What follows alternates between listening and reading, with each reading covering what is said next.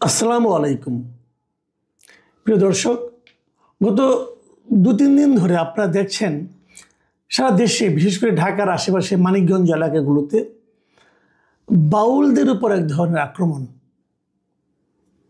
বাউল কারা? তাদের একটা দর্শন আছে, কিন্তু লালন শাহ তিনি বাউল ছিলেন, শাহ আব্দুল করিম তিনিও বাউল ছিলেন। বেশ কিছুদিন আগে শাহ আব্দুল করিম সম্পর্কে ভারতের এক সঙ্গীত শিল্পী কালিকা প্রসাদ, ওনার একটা ইন্টারভিউ আমি দেখেছিলাম। সেখানে উনি শাহ আব্দুল করিমের জীবন যাপন নিয়ে কথা বলেছেন। এই বাউল গান নিয়ে শাহ আব্দুল করিমের যে কি আন্তরিকতা, সেটা নিয়ে কথা বলেছেন। এই বাউল শিল্পী যারা, তারা কিন্তু কেবল গান গায় না, তারা সেই সঙ্গে একটু দর্শনও প্রচার করে, মানব দর্শন।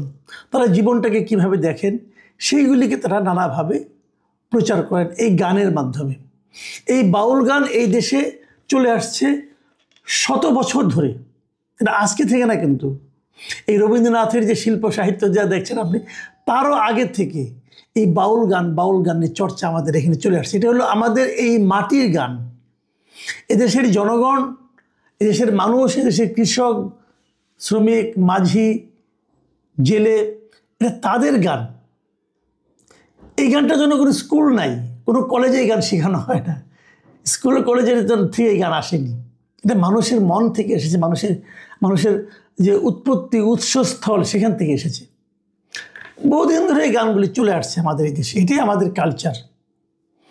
এখন কোন কালচার থাকবে এবং কোন কালচার থাকবে না, সেটা যদি নির্ধারণ করার দায়িত্ব দেওয়া হয় এমন একটা গোষ্ঠীর হাতে যারা কালচারই বুঝেন না, তাহলে কেমন হবে?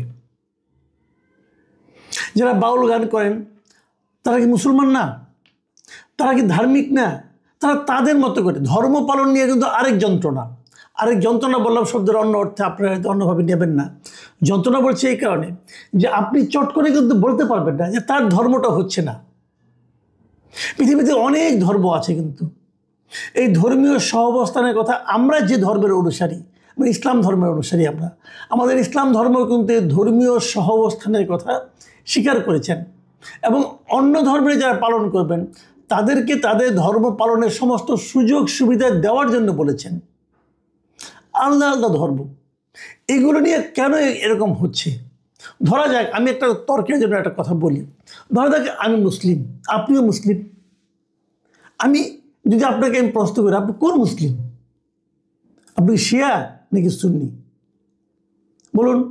যদি আপনি সুন্নি হন, তাহলে মিনিমাম এই যে পৃথিবীতে এখনও 15% মুসলিম আছে যারা নাকি শিয়া ধর্মাবলম্বী। তারা কি অমুসলিম? আচ্ছা ঠিক আছে, রাখেন এটা। আপনি যখন সুন্নি মুসলিম বলেন, তখন আপনাকে যদি আমি প্রশ্ন করি, আপনি সুন্নি মুসলিমের কোন মাযহাবের অনুসারী?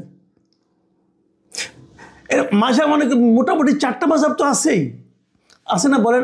যেমন যদি আপনি হানাফি মাযহাবের অনুসারী হন, তাহলে হানাফির সংখ্যা কত? এই সুন্নি মুসলিমের সংখ্যা হলো প্রায় 85%-এর মতো লোক। পৃথিবীতে যত মুসলমান আছে তার 85% হলো সুন্নি মুসলিম। এই সুন্নিদের মধ্যে, এই 85-এর মধ্যে 45% হলো হানাফি। শাফি হলো 25%, শাফি মাযহাবের। মালিকি মাযহাবের হলো 15%-এর মতো, হাম্বলি মাযহাবের হলো 5%-এর মতো। আর আপনি কোনটা ভাই? যদি আপনি হানাফি হন, তাহলে 45% আপনার। তাহলে দেখেন টোটাল মুসলমানের মধ্যে আপনি কিন্তু মাত্র 45%-এর অনুসারী, এবং হানাফি নয় এমন লোকের সংখ্যা কিন্তু মুসলিমদের মধ্যে 55%। তাহলে 55% ভুল, আপনি ঠিক। তখন এটা একটা বিতর্ক, এটা একটা এটা নিয়ে আপনি কোনো তর্ক করতে পারবেন না, কারণ যারা ওইটা পালন করছেন তাদেরও একটা যুক্তি আছে। আবার ইদানিং আরেকটা গ্রুপ দাঁড়িয়েছে, এটা হলো সালাফি। এটা সৌদি আরবের একটা গ্রুপ আছে, এটা সালাফি। তো আপনি কি সালাফি? আপনি কীভাবে তর্ক করবেন? কার নিয়মে তর্ক করবেন? পৃথিবীতে এই মুহূর্তে মুসলিম কান্ট্রি কয়টা আছে? মুসলিম কান্ট্রি অনেক আছে, কিন্তু ইসলামের শাসন প্রচলিত আছে কোন দেশে? বলেন। আফগানিস্তানে, ইরানে, এই তো। সৌদি আরবে কি ইসলামী শাসন? ইসলামিক রাষ্ট্রতন্ত্র সাপোর্ট করে? ভাবুন একবার কথাগুলো। তো এখন আপনি কোন দিকে যাবেন? সৌদি, আপনি যদি ইরানে যান, ইরান শিয়া মুসলিম, আবার আফগানিস্তানে সুন্নি, কোন কোনটা ঠিক? তো এগুলো তো একটা বড় বিতর্ক ভাই। এই বিতর্কের সমাধান আপনি করতে পারবেন? আচ্ছা, আমরা বাংলাদেশের প্রেক্ষিতে আলাপ করি। বাংলাদেশের মুসলিম অনেকগুলো আছে, অনেকগুলি বলবেন কি? অনেকগুলি না, একগুলি, একটাই মুসলিম। ঠিক আছে, একটাই মুসলিম মানলাম। তা হাফিজি মানে আপনার হেফাজতে ইসলাম যারা আছেন, তারা কি জামাতে ইসলামের কে স্বীকার করেন? তারা বলেন জামাতে ইসলাম করলে নাকি ইমানই চলে যাবে। এই হেফাজতে ইসলামের মাওলানাটা বলেন। তো আপনি কি হেফাজতপন্থী নাকি জামাতপন্থী? আবার এর বাইরে আছে একটা পীরপন্থী, যেমন ইসলামী আন্দোলন যেটা চরমনের পীর, ওরা তো পীরপন্থী। জামাত ইসলাম কি পীরতন্ত্রকে স্বীকার করে? মাজার ভাঙতেছে কারা? মাজার কারা ভাঙতেছে? বাজার যারা ভাঙতেছে তারা কোন লাইনের লোক? তারা তো হেফাজত ইসলামের লাইন, তারা তো চরমনাই লাইনের লোক না, তারা তো জামাত লাইনের লোক। তাহলে এখানে আপনি এখানেই ধরেন, এখানে আপনি কোনটা মানবেন? ইদানিং আরেকটা আমরা দেখতে পাচ্ছি, বিভিন্ন ইউটিউবে আপনি দেখবেন অনেক ইসলামী স্কলার বক্তৃতা করেন, অনেক নাম করা স্কলার আছে। যেমন আজহারি সাহেব একজন আছেন, খুব নাম করা এবং খুব ইংরেজি বাংলা আরবি মিলাই মিশিয়া অনেক বক্তৃতা করেন, খুব জ্ঞানী লোক। তাহিরি সাহেব একজন আছেন, আবার এনায়েতুল্লাহ আব্বাসী নামে একজন আছেন। এখন আপনি কোনটা শুনবেন? এনায়েতুল্লাহ আব্বাসী যেটা বলেন, আজহারি সাহেব কি সেটা বলেন?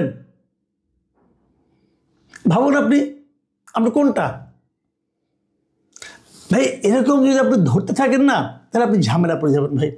কাজে আপনার যেটা বিশ্বাস হয়, আপনার যে জ্ঞান, আজকে আপনার যে জ্ঞান, আপনি এই জ্ঞান দিয়ে যেটাকে সঠিক মনে করেন আপনি সেটা পালন করেন। আগামীকাল কিন্তু আপনার জ্ঞানের ব্যাপার পরিবর্তন হতে পারে। আগামীকাল হয়তো আপনি এনায়েতুল্লাহ আব্বাসীর একটা বক্তৃতা শুনে মনে হলো আরে এটি তো ঠিক, তখন আপনার আজহারিকে বাদ দিয়ে এনায়েতুল্লাহ আব্বাসীর ওই কথা ফলো করবেন। আবার দুদিন পরে এখান থেকে আরেক জায়গায়, এটা হতেই পারে, এটা কিন্তু সমস্যা নাই। কারণ আপনি তো আপনার জ্ঞান দিয়ে চিন্তা করতেছেন। যে জিনিসটা আমি বুঝি না সেই জিনিসটা আমাকে বোঝানোর লাভ নাই। ধরেন আমি একটু উদাহরণ দিয়ে বলি, ক্লাস 5-এর একটা ছেলে খুব ভালো অঙ্ক টঙ্ক পারে, তাকে যদি আপনি ম্যাথমেটিক্সের মাস্টার্স ক্লাসে একটা অঙ্ক পাই না দেন, সে যত মেধাবী হোক সেটা বুঝবে? সেটা বুঝবে না। সে যদি না বুঝে তাহলে কি মাস্টার্সের অঙ্কটা ভুল হয়ে গেল? তাও তো হলো না।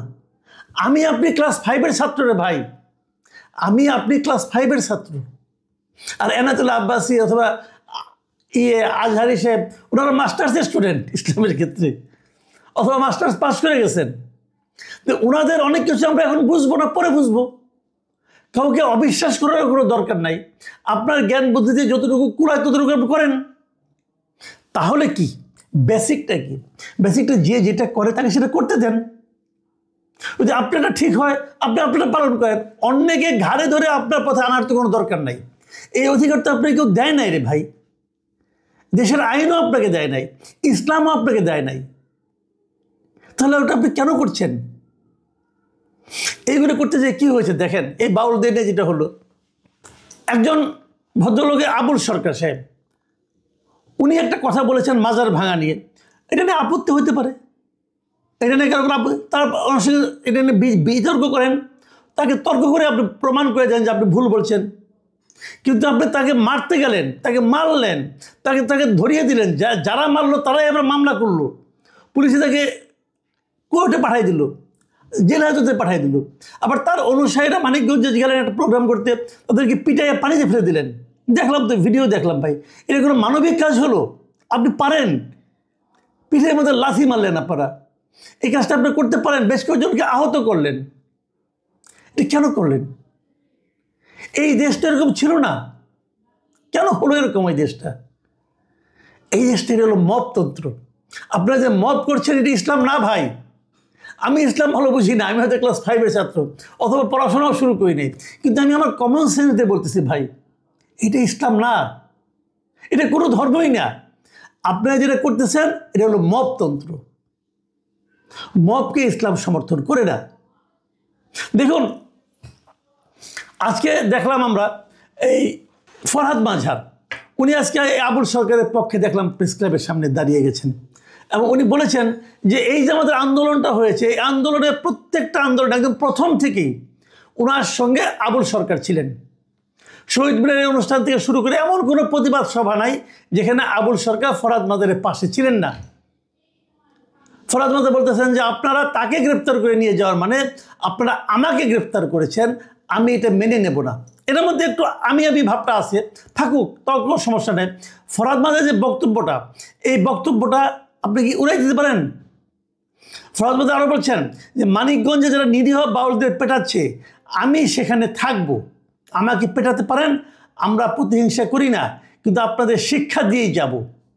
আপনি তিনি আরেক জায়গায় বলেছেন ইসলামের নামে যে সহিংসতা চালানো হচ্ছে এর সঙ্গে প্রকৃত ইসলামের কোনো যোগাযোগ নেই। নিরীহ মানুষের উপর জুলুমকারীরা কখনোই রাসূলের উম্মত দাবি করতে পারে না। ওনার বক্তব্য। এখন এই বক্তব্য নিয়ে আপনি আধা ঘন্টা আলাপ করতে পারেন, কোনো সমস্যা নাই, কিন্তু সমাজে আপনারা একটা অস্থিরতা তৈরি করছেন এবং সেটা করছেন ধর্মের নামে। এটা ঠিক না ভাই। আমাদের এই দেশে আমি তো আগেই বললাম যে আপনারা এখন কি এই সরকার আসার পরে কি শুরু হয়েছে, আমি মনে করি এই প্রত্যেকটা কাজের সঙ্গে সরকারের এক ধরনের প্রত্যক্ষ অথবা পরোক্ষ মদত আছে।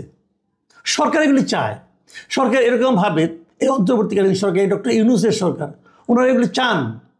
এর মাধ্যমে নানা ছুতানাতায় তারা সমাজে একটা বিশৃঙ্খলা তৈরি করতে চান। কয়েকদিন আগে দেখলাম স্কুলের সঙ্গীত শিক্ষা হবে না, বেশ কয়েকটা রাজনৈতিক দলের লিডারকে দেখলাম বলতেছে সঙ্গীত শিক্ষা হবে না, স্কুলে সঙ্গীত শিক্ষা হবে না। কেন হবে না? হবে না কেন বলেন? দেশটাকে আপনি ইচ্ছা মতো চলবে? ভাই সৌদি আরবে আমাদের সঙ্গীত শিক্ষক আছে, সৌদি আরবে অনেক স্কুলের সঙ্গীত শিক্ষক আছে, গুগল করে দেখেন আছে কিনা, আমরা দেখে বলতেছে আছে।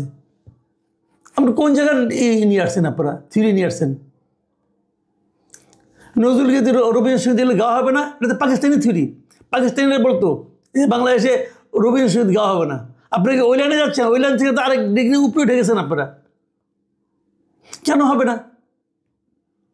তো এই যে বিষয়গুলো মনে রাখবেন, খালি বিপ্লব করলেই হয় না, বিপ্লবের সঙ্গে সঙ্গে একটা সাংস্কৃতিক বিপ্লব দরকার হয়, যেটা চীনে হয়েছিল। কালচারালি যদি আপনি শিক্ষিত না হতে পারেন তাহলে ওই মেধাবী না কোটা না কি এগুলি বলে কোনো লাভ নেই। এবং আমরা বোধ করি কালচারালি অনেক পিছিয়ে আছি এখন। সাংস্কৃতিকভাবে যদি একটা জাতি অগ্রসর না হয়, সেই জাতি অগ্রসর হতে পারে না ভাই। আমি খালি একটা কথা বলবো, এই যে ফরহাদ মাযহার সাহেবের কথা বললাম আমি, এই ফরহাদ মাযহার সাহেবকে এই যে আজকে যে ছাত্র আন্দোলন হচ্ছে, অনেকে মনে করে এই ছাত্র আন্দোলনে যদি আসলে কোনো মাস্টার মাইন্ড থাকে ইনি এই ফরহাদ মাযহার, তিনি এগুলি বলতেছেন। আমি বাউলদের সম্বন্ধে আরেকটা ঘটনা বলি, ছোট্ট একটা ঘটনা। কালকে দেখলাম একটা এই সামাজিক মাধ্যমে দেখলাম এক ভদ্র মহিলা কান্না করতেছেন।